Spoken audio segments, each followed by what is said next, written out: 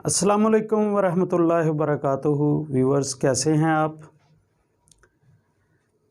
ये मेरा लेक्चर बड़ा इम्पोर्टेंट है उन तमाम बच्चों के लिए जो 9th क्लास के स्टूडेंट हैं, ओ लेवल में पढ़ते हैं, या कहीं पे भी मैथमेटिक्स से रिलेटेड आपको प्रॉब्लम आता है और उस प्रॉब्लम के अंदर लोगरिथम फाइंड करना होता है या लोगरिथम की मदद से हमने उसका सॉल्यूशन फाइंड करना होता है।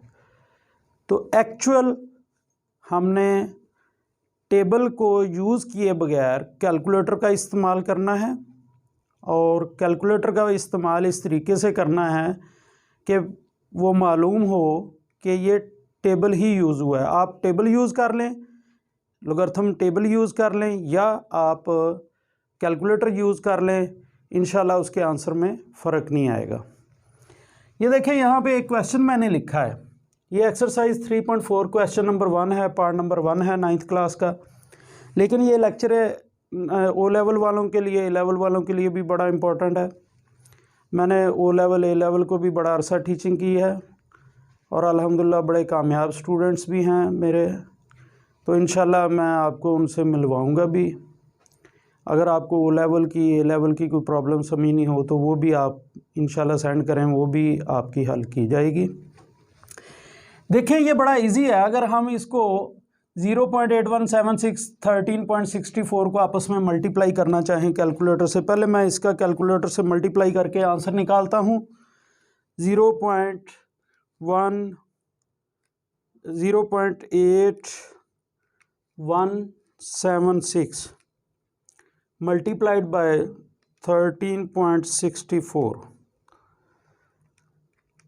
इसका मैंने कैलकुलेटर की मदद से आंसर निकाला तो ये मेरे पास कुछ इस तरीके से आ रहा है। जी हाँ, ये मैं इधर रेड में लिखने लगा हूँ।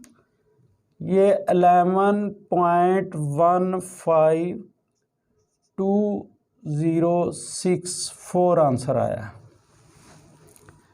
अब इस क्वेश्चन को लोगरिथम की मदद से अगर मैंने लोगरिथम यूज़ करके सॉल्व करना हो, लोगरिथम टेबल यूज़ करने हो, तो कैसे करूँगा?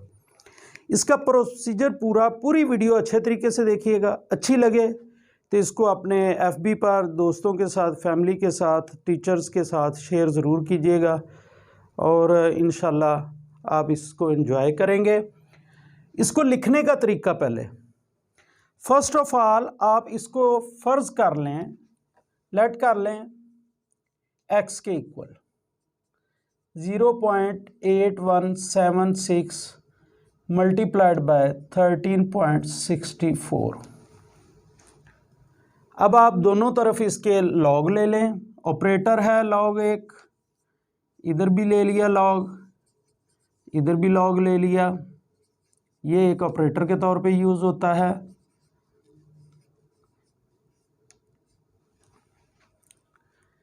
ये है फर्स्ट स्टेप। सेकंड स्टेप, अब इसके ऊपर हमने ऑपरेटर अप्लाई करना है इन दो पार्ट्स के ऊपर। तो मल्टीप्लिकेशन लॉग के रूल के मुताबिक प्लस में चेंज हो जाती है जब आपके पास दो वैल्यूज़ मल्टीप्लाई हो रही हों। तो आप इसको फर्स्ट का लॉग प्लस सेकंड का लॉग लिखेंगे। एक वैल्यू a है, एक b है, फर्स्ट a सेकंड b। तो इस पे पहले ये लॉग का रूल अप्लाई होगा।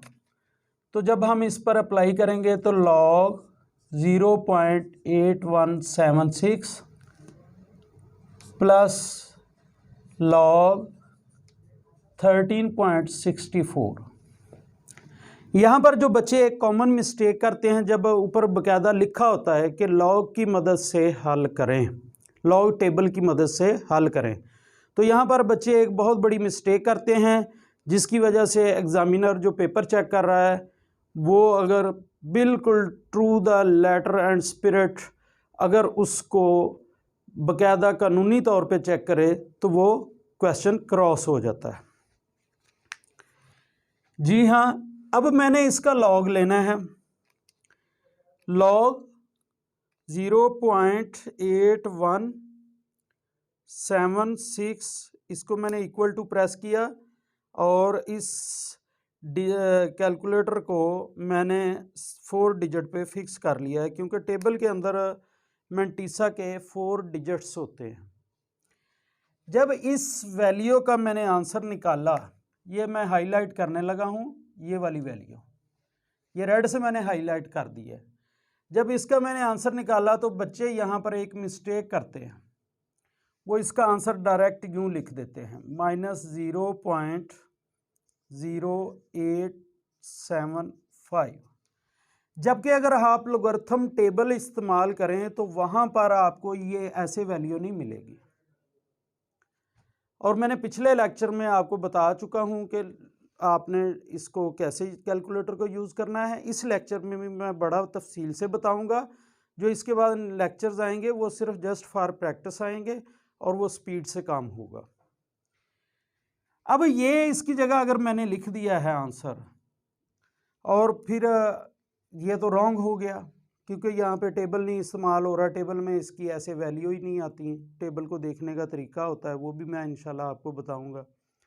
अब ये टेबल की मदद से तो ना हल हुआ, अब इसका हल क्या करना है मैंने पिछले लेक्चर में बता चुका हूँ। जिन बच्चों ने मेरा पिछला लेक्चर नहीं देखा, उसकी प्रैक्टिस नहीं की, वो नीचे डिस्क्रिप्शन में मैंने लिंक दिया हुआ है, या ऊपर वीडियो का लिंक भी आ जाएगा, तो आप वो वीडियो लाजमी देखें। अब पॉइंट से पहले है 0 और ये नेगेटिव में इसका आंसर आया है। जब हमने इसका लॉग लिया है तो आपने पॉइंट से पहले कोई भी वैल्यू आए, यहाँ पे 0 आए, 1 2 3 4 5 6 7 8 9 कुछ भी आए, आपने क्या काम करना है कि पॉइंट से पहले आपके पास है 0, इसमें आपने 1 ऐड करना है, ये आपके पास आंसर आ गया। अब जो आंसर आएगा इसको आपने 2 से मल्टीप्लाई करना है, ये आंसर आ गया। कैलकुलेटर को छेड़ना नहीं है। जब इसका लॉग ले लिया, ये आंसर आ गया, तो कैलकुलेटर को छेड़ना नहीं है। ये आपने रफ वर्क में ये काम करना है, और ये भी इधर नहीं लिखना जो मैंने रेड से लिखा है, ये आपको सिर्फ समझाने के लिए मैंने लिखा है। अब ये जो 2 आया है, इस कैलकुलेटर के अंदर मैंने इसको छेड़ा नहीं है। जब इसका लॉग ले लिया है तो आप क्या करेंगे, +2, ये आपके पास आंसर आया। अब मेरे पास जो आंसर आ रहा है वो मैं इधर ब्लैक से लिखने लगा हूँ। वो आंसर आया है 1.9125। अब यहाँ पर भी एक बच्चे मिस्टेक करते हैं, वो सिर्फ ये लिख देते हैं और इसके ऊपर बार नहीं 1 के ऊपर लगाते, क्योंकि जब आपने लॉग ले लिया तो नेगेटिव में उसका आंसर आ गया, तो इट मीन्स कि इसका करैक्टरिस्टिक नेगेटिव है। इसका करैक्टरिस्टिक नेगेटिव है। वो क्या है, वो -1 है इसका करैक्टरिस्टिक।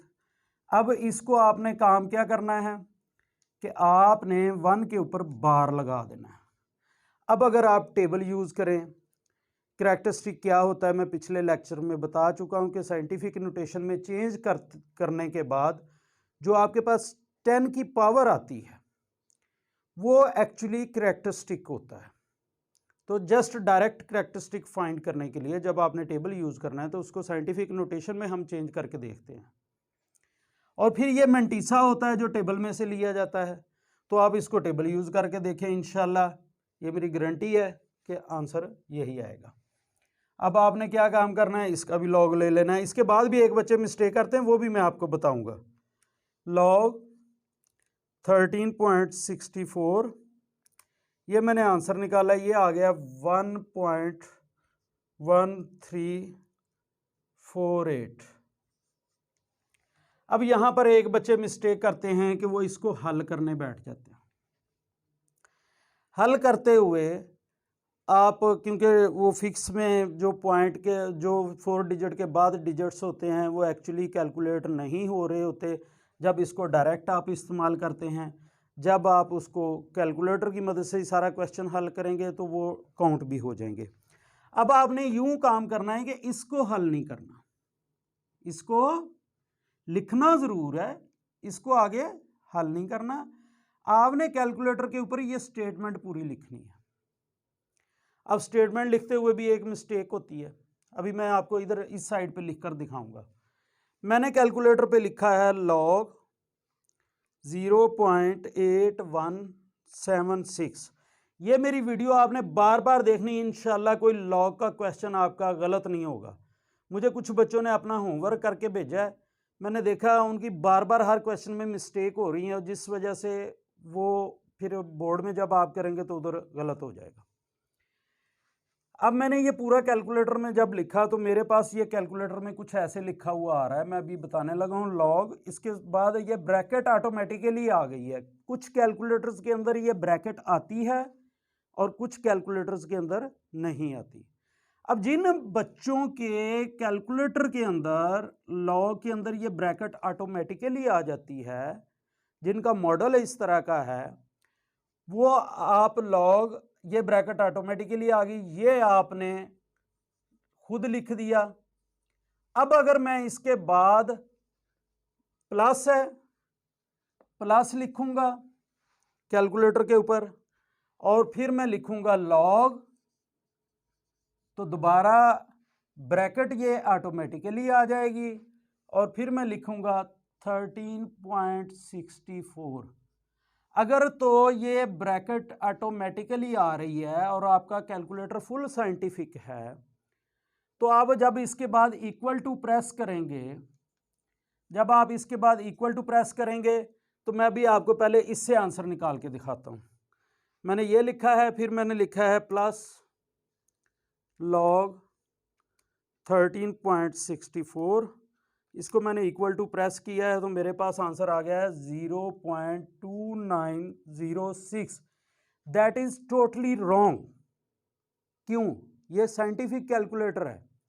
अब जिसमें ऑटोमेटिकली ये ब्रैकेट आ जाती है, अगर आपने इसमें ये ब्रैकेट क्लोज नहीं की तो ये क्या करेगा, इसका लॉग लेने के बाद इसको प्लस करेगा इस वैल्यू में और फिर इस पूरे का आंसर निकालेगा, जिस वजह से ये मिस्टेक आएगी।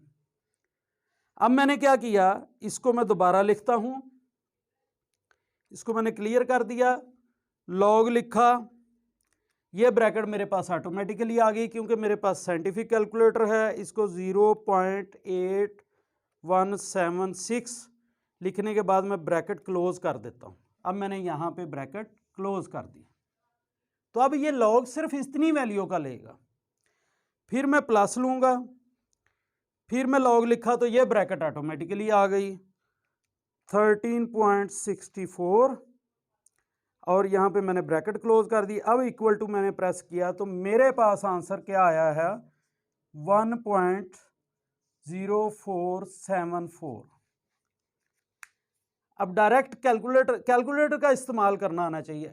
अब जब मैंने ब्रैकेट नहीं लगाई थी, यहां पर भी ब्रैकेट क्लोज करनी है। जब मैंने ये रेड वाली ब्रैकेट्स नहीं लगाई थी तो मेरे पास ये रॉन्ग आंसर आया था। हुआ क्या था उसमें इसका लॉग लेने के बाद इसको प्लस कर दिया उसने इसमें और फिर इस पूरे का उसने लॉग ले लिया। जब मैंने ब्रैकेट्स क्लोज कर दी तो इसका लॉग उसने लहदा लिया है, इसका लॉग कैलकुलेटर ने लहदा लिया है, फिर उसको प्लस किया है, तो फिर मेरे पास ये करेक्ट आंसर आया है। तो मेरे पास आंसर आ गया 1.0474, ये लॉग एक्स आ गया।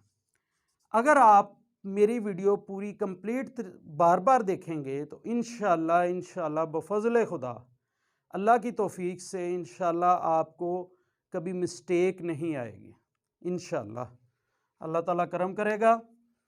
यहाँ पर आपने लॉग एक्स लिखा है, अब क्या करना है, इधर एक्स लिखना है और इधर उसका एंटी लॉग लिख देना है। इधर आप लॉग नहीं लिखना, इधर एंटी लॉग लिख देना, क्योंकि लॉग और एंटी लॉग आपस में कैंसिल हो जाते हैं। तो ये आ गया 1.0474 और इधर आपने सिर्फ एक्स लिखना है। अब मैं इसका कैलकुलेटर को मैंने छेड़ा नहीं है, जब मैंने इन दोनों का लॉग सही तरीके से ले लिया है तो मेरे पास ये आंसर आ गया है, तो कैलकुलेटर को छेड़ना नहीं है। अब सिर्फ शिफ्ट का बटन प्रेस करना है और लॉग का बटन प्रेस करना है, तो आपके पास इसका आंसर आ जाएगा इक्वल टू।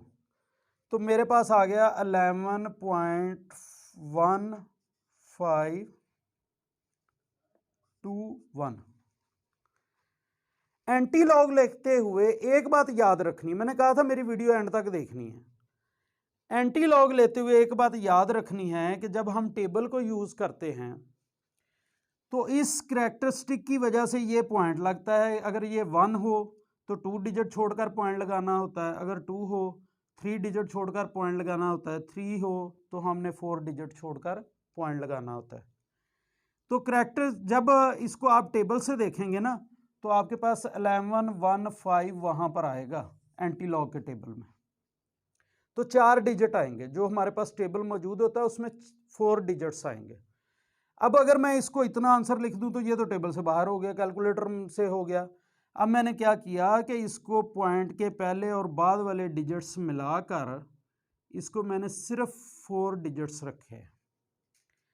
अब ये आपका आंसर वो आ गया है जो आप टेबल को यूज करके निकालेंगे।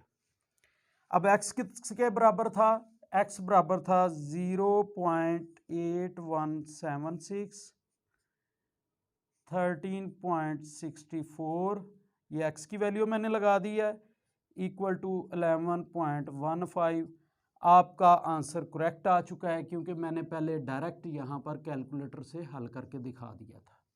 मेरी वीडियो अच्छी लगी हो तो इसको आप अपनी फेसबुक आईडी पे अच्छे कमेंट्स के साथ शेयर ज़रूर कीजिएगा, दोस्तों के साथ भी, क्लास फेलोज़ के साथ भी, और दुआ में भी याद रखिएगा। अस्सलाम वालेकुम।